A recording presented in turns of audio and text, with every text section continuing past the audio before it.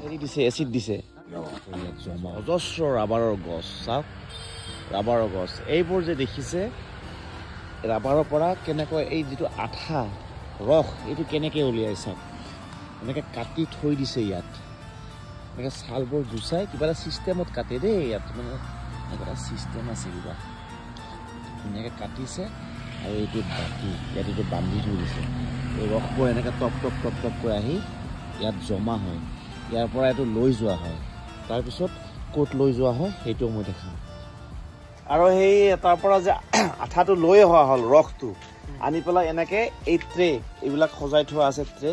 ন এইবিলাক বহুত ট্ৰে আছে এই ট্ৰেত এনেকৈ আঠাটো থৈ দিয়া হয়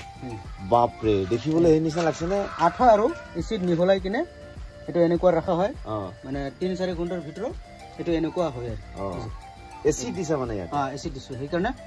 এনেকুৱা হৈ গ'ল ৱাও গাখীৰ লিকুইডটো এনেকুৱা হৈ গ'ল এতিয়া আচ্ছা আচ্ছা দেখাত হেৰি নিচিনা হৈছে ন উমেশ কি কয় এইটো এই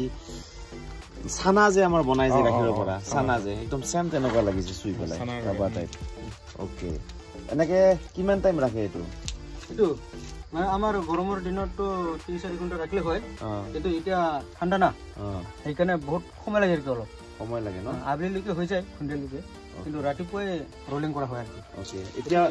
ইয়াৰ পাছত নেক্সট ষ্টেপটো কি হ'ব ৰোলিং কৰা হ'ব ন ইয়াৰ পাছত মই ইয়াত ৰোলিং কৰিব আৰু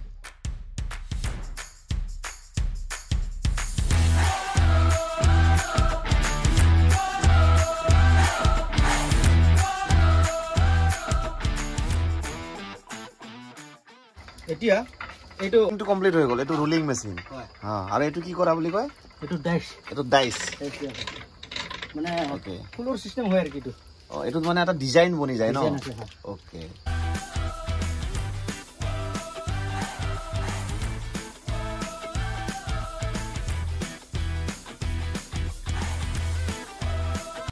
ওয়াও অ্যামেজিং ইয়া সাপ এইটো মানে ডিজাইন মেচিন এটা ডিজাইন বনি গ'ল কি ধুনীয়া এটা ডিজাইন হৈ গ'ল ওয়াও এইটো মানে শুকাই কিনে বিক্ৰী কৰা হয় মেচিনত চেপাৰ পিছত এনেকৈ ওলাই যায় ন বাপৰে চুই মজা লাগিছে আৰু এইটো শুকোৱাৰ কালাৰটো বেলেগ হয় ন তো যেতিয়া ৰ'দত কেইদিনমান শুকোৱা হয় তাৰপিছত তাৰ কালাৰটো হয় এনেকুৱা এয়া এতিয়াতো একদম পুৰা টানি ছিঙিব নোৱাৰি আৰু এইটো ৱাও কিমান টাইট মানে এইটোকে কয় ৰাবাৰ আৰু ফাইনেলি মেচিনত বনোৱাৰ পিছত শুকোৱাৰ পাছত প্ৰডাক্টটো এনেকুৱা হয় এঠাক থাকে কিমান প্ৰডাক্ট চাওক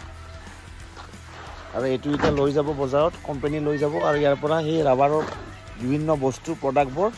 ইয়াৰ পৰা সৃষ্টি হয় তো মই গোটেই দেখালোঁ আৰম্ভণিৰ পৰা শেষলৈকে ভাল লাগিলে ভিডিঅ'টো শ্বেয়াৰ কৰিব কমেণ্ট কৰিব লাইক কৰিব